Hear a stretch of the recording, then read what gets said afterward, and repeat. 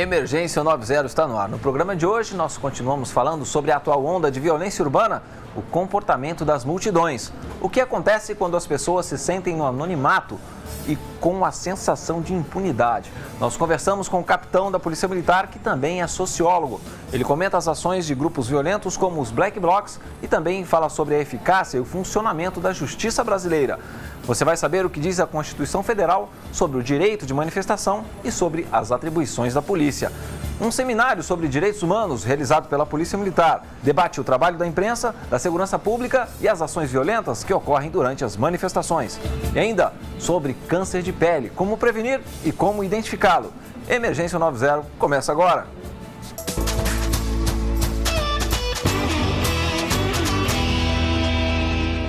Olá, muito obrigado por sua companhia. O nosso compromisso é com você. O programa Emergência 190 é postado no site da Polícia Militar. Anote o endereço: www.policiamilitar.sp.gov.br. Basta clicar no link e assistir. E não esqueça, você pode enviar a sua sugestão através do nosso endereço eletrônico emergência90@policiamilitar.sp.gov.br. Muito bem. No último programa, nós iniciamos uma série de reportagens e entrevistas para entender alguns atos violentos, alguns comportamentos violentos que voltaram a acontecer, principalmente em grandes capitais como São Paulo. Nós falamos com alguns especialistas.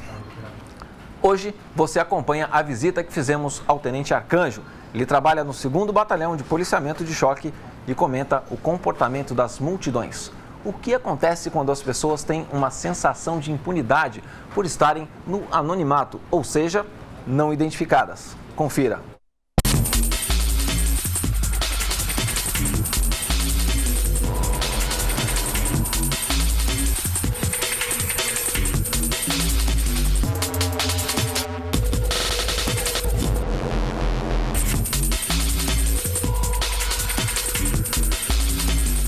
E hoje nós vamos falar um pouco sobre comportamento das multidões, comportamento da massa. Então é importante salientar que, para o adequado gerenciamento de multidões, nós temos que conhecer um pouco como as pessoas se comportam nesse contexto. Quando o indivíduo se encontra sozinho, ele tem uma série de preocupações. Ele se preocupa com a sua imagem, ele se preocupa com aquilo que ele vai fazer, uma vez que ele pode ser rapidamente identificado. Ele tem os limites sociais devidamente respeitados e isso faz com que ele não extrapole aquilo que socialmente é imposto para as pessoas.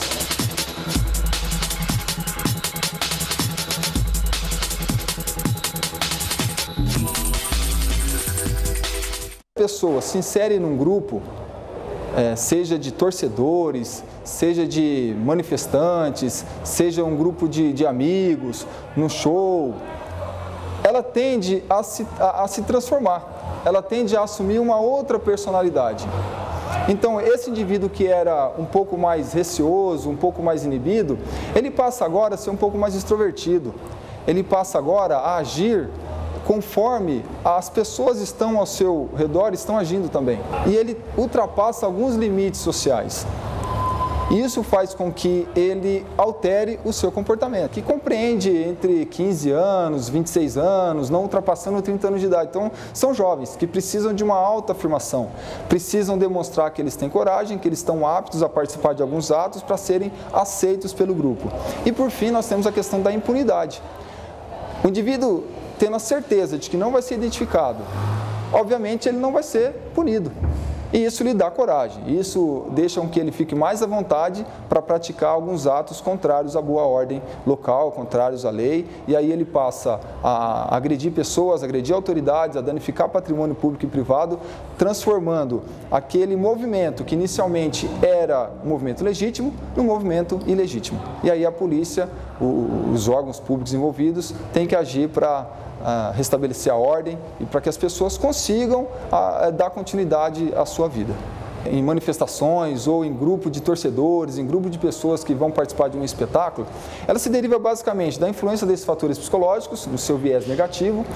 Ela acontece também por aquela necessidade de autoafirmação da pessoa que faz parte do grupo, do indivíduo, sobretudo em razão da faixa etária dessas pessoas, são jovens, né, que precisam demonstrar que são corajosos, que têm ímpeto em fazer alguma coisa, né, para ser aceito pelo grupo.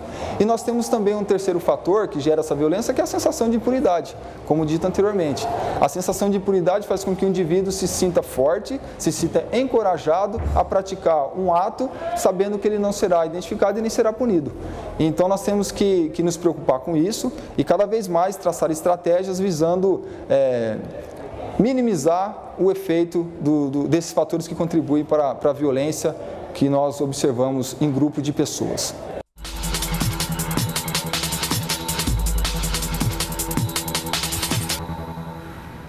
Como você pôde ver, existe uma diferença no comportamento das pessoas quando elas estão em grupo.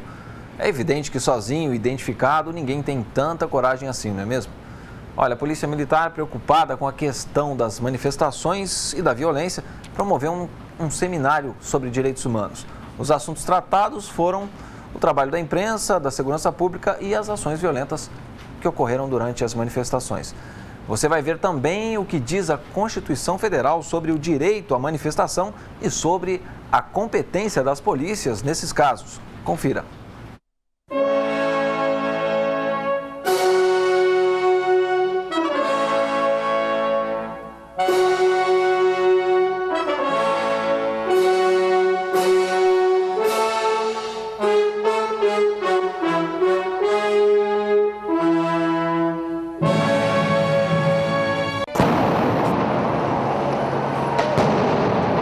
Constituição da República Federativa do Brasil, publicada em 1988.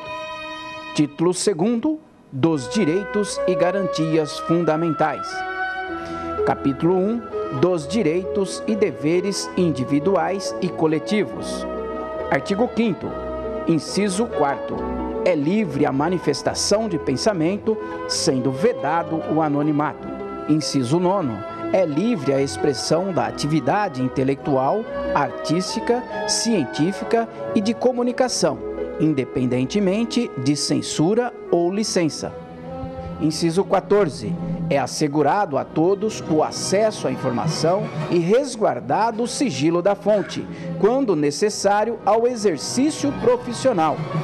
Inciso 16. Todos podem reunir-se pacificamente, sem armas, em locais abertos ao público, independentemente de autorização, desde que não frustrem outra reunião anteriormente convocada para o mesmo local, sendo apenas exigido prévio aviso à autoridade competente. Capítulo 3. Da Segurança Pública. Artigo 144. A segurança pública, dever do Estado, direito e responsabilidade de todos.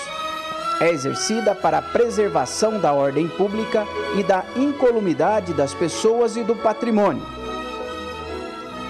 Parágrafo 5º.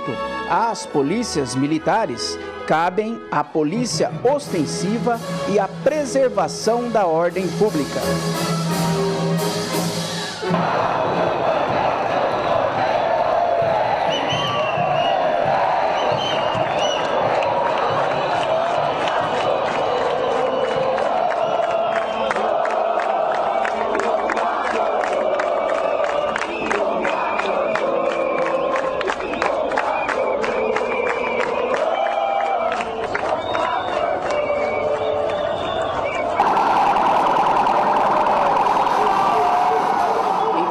Das manifestações ocorridas com a ida da população às ruas para reclamar seus direitos e reivindicar suas apresentações, a Polícia Militar busca ampliar o diálogo com os diversos atores envolvidos, fortalecendo a importância dos seus agentes atuarem com base e total respeito aos direitos humanos. Então esse debate é bastante importante, é um resgate, acabar com as fronteiras onde existem desconfiança e criar pontes para que possam transitar a sociedade em plena segurança e tranquilidade.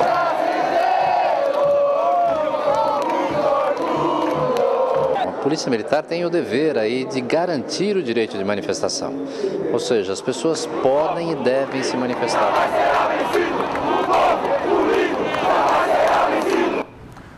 Vamos ver agora o que tem a dizer o capitão Alain. Ele que, além de formado pela Academia de Polícia Militar do Barro Branco, também é sociólogo. Ele comenta sobre ações violentas e sobre quem são os Black Blocs. Confira.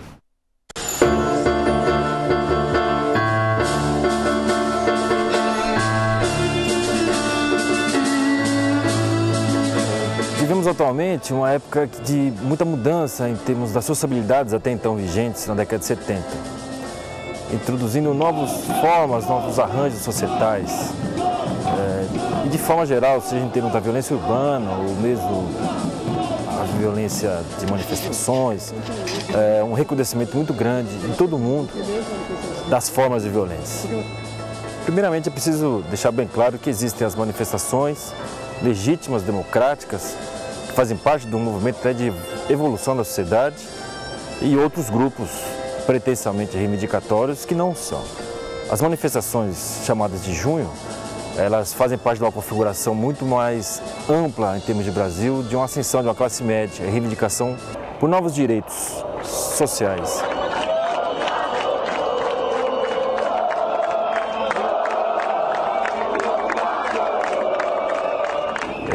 Em termos de transporte, saúde, mas sobretudo em termos de segurança pública, que quer novos padrões aí de polícia para essas próprias sociedades. Já as táticas Black Blocs são a manifestação da violência a qual descrevi anteriormente. Uma pulverização muito grande, quebra de paradigmas entre Ocidente, capitalismo, comunismo, fez emergir diversas formas de manifestação em todo o mundo. Um reflexo dessas manifestações são os Black Blocs aqui no Brasil, que já existem em outro mundo também.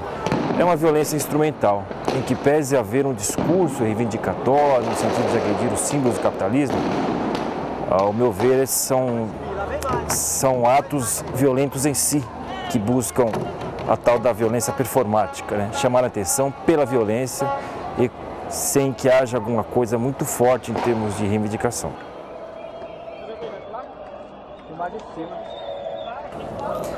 As recentes pesquisas ainda estão dando conta de quem são os Black Blocs.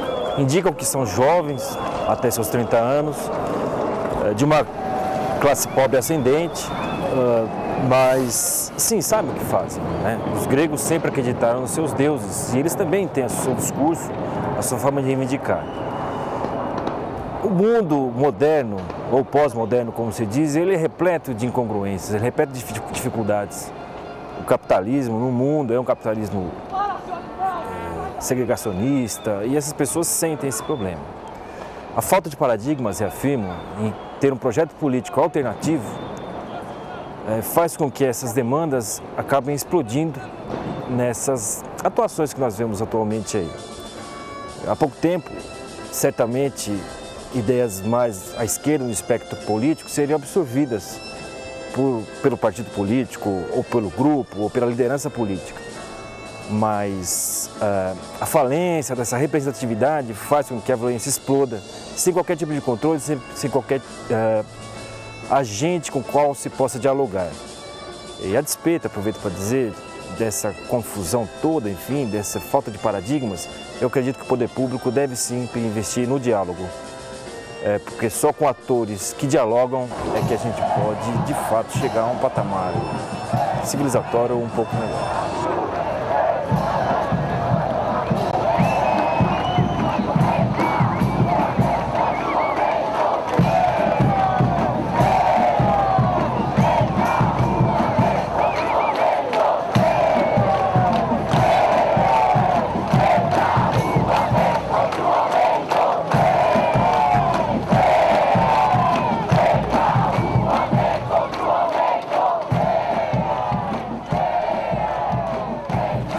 É isso aí, nós vamos agora para um rápido break e no próximo bloco nós continuamos falando sobre comportamentos violentos e manifestações. E ainda você vai saber como se prevenir e como identificar um câncer de pele. Não saia daí, a gente volta já já.